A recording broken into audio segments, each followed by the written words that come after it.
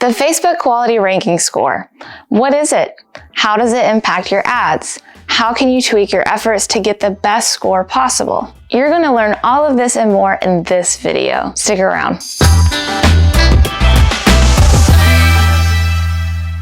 What's up, everybody? Welcome back to the channel. I'm Brandy with LYFE Marketing, the digital marketing agency with a mission to help small businesses grow. Go ahead and like this video and subscribe to the channel for new digital marketing videos every single week. Okay, so what is the Facebook Quality Ranking Score? It's actually one of the 3 ad relevance diagnostics that Facebook uses to determine the relevance of your ad. You may have noticed it being called your ad relevance score in the past within Facebook Ads Manager. The other 2 ad relevance diagnostics that aren't as well known are your engagement rate ranking and your conversion rate ranking. So before we dive into what each of these 3 rankings mean, let's first talk about how they impact your ad performance as a whole. Facebook uses these rankings to determine how your ad compares to other advertisers serving ads to the same audience. If you've watched some of our other Facebook ad videos before, then you know that Facebook can't serve every ad to every person within any given targeted audience. Facebook has to make a decision on which ads it's going to serve to which person.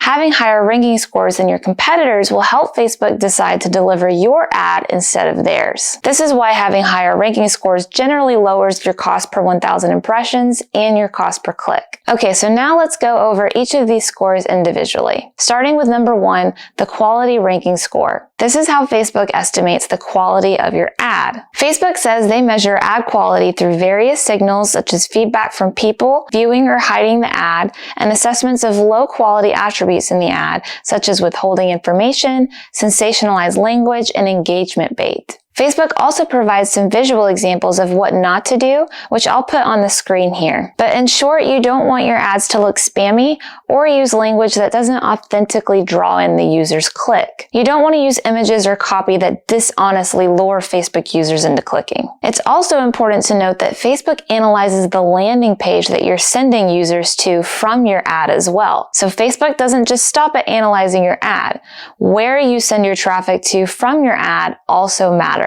Some of the things Facebook considers to be low quality attributes are misleading experiences, pop-up ads, and unexpected content experiences. Facebook looks at the landing page bounce rate and dwell time to determine if people are finding the ad that directed them there useful or of high quality. We'll talk more about how Facebook scores your ad based on what it finds from all of this in a little bit. But for now, let's move on to ad diagnostic number 2, the engagement rate ranking. Facebook says the engagement rate ranking calculates the likelihood that a person will click, react to, comment on, share, or expand an ad. Engagement baiting, for example, asking for likes, comments, and so on, will not improve your ad's performance. So that's important to note. Don't miss that you shouldn't say like this post or comment down below in your Facebook ads, because Facebook is saying that will actually lower your score. You want to set up your ad so that it organically or naturally draws in good engagement. All right, so moving on to ad diagnostics number 3, your conversion rate ranking.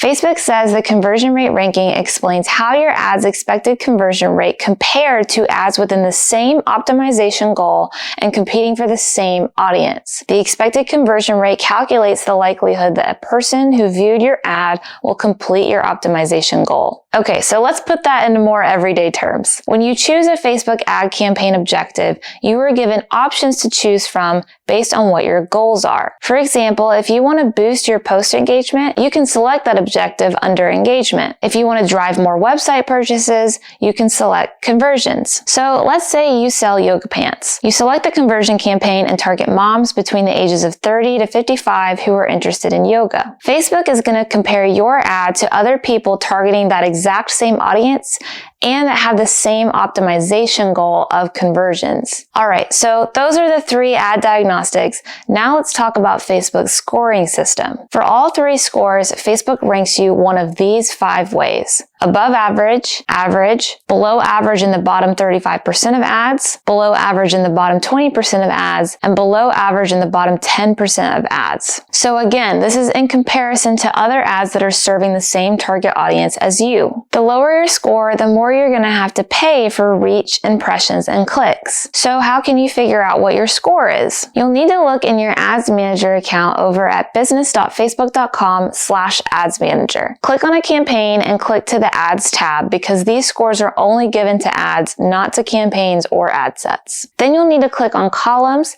and make sure it's set to the default performance view. Now, if you've changed your default settings in the past, you can also click Customize Columns and then type Ranking into the search bar to find them that way. Make sure all three are checked and then hit Apply down at the bottom right. This will show you your score for individual ads. Keep in mind though that Facebook will only give you your score after your ad has had somewhere between 500 to 1,000 impressions. So if you see a dash where the score should be, it's either that your ad hasn't got enough impressions yet, or it's because it's a dynamic ad. Facebook doesn't give these scores to dynamic ads. Now, my last piece of advice is to take these scores with a grain of salt when assessing the overall effectiveness of your ad campaigns. If you're underperforming and your ad diagnostics are all below average, that's definitely something to look into and troubleshoot. But there can be times when your ad campaign is not profiting well, but your ad diagnostics are all average or above average. Or vice versa, your ad campaign might be profiting very well, but your ad diagnostics all say below average. If your overall ad campaign is performing well, I wouldn't change everything I'm doing just to get those diagnostics up. Sure, there's room for improvement, but the real proof is in your ROI, right? I would use the ad diagnostics more as a tool to look into if your ads are not performing well and have a high cost per 1,000 impressions. Facebook actually alludes to this sentiment as well by saying some products and services naturally exhibit lower conversion rates than others competing in the same ad auction. High price or high consideration products like jewelry should expect lower conversion rate rankings than lower price or lower consideration products like t-shirts. So that's a perfect example, right? Let's say someone who is selling a $2,000 bracelet is targeting women between the ages of 30 and 50, and someone else who sells $15 t-shirts is also targeting the same audience of women between the ages of 30 and 50. The t-shirts are most likely going to have a higher conversion rate because they're less expensive and more of an impulse buy, whereas the bracelets will have a lower conversion rate because they're way more expensive and require more consideration from the buyer. So let's say the t-shirt company sells 15 t-shirts and the jewelry company sells 3 bracelets. Facebook is going to think that the t-shirt company has a higher conversion rate and is therefore more relevant, giving them a higher conversion rate score. But remember how much the items are worth. The t-shirt company would have made $225 from selling those 15 t-shirts,